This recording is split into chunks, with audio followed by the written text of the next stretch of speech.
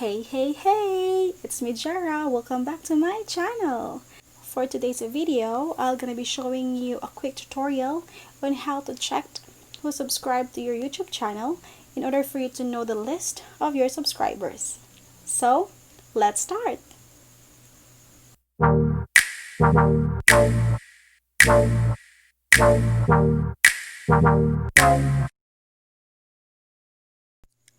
So, ang una nating gagawin is log in your YouTube channel account. On the upper right, click your profile picture.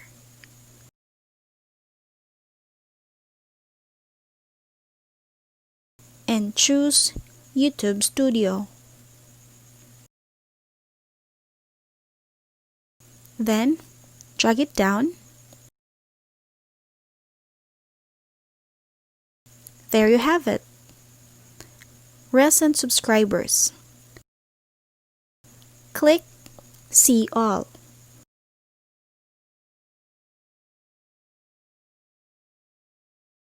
So now, you can see the list of your recent subscribers for the last 90 days.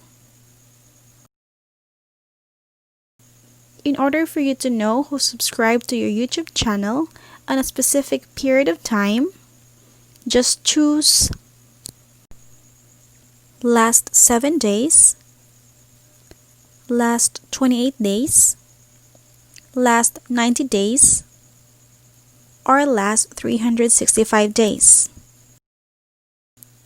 And for you to check the list of all your subscribers, just click Lifetime. Then, you can now see the list of all your subscribers. So there you have it, guys. I hope you've learned something from our quick tutorial on how to check who subscribed to your YouTube channel. Don't forget to like this video and share it to your friends. You can also leave a comment below.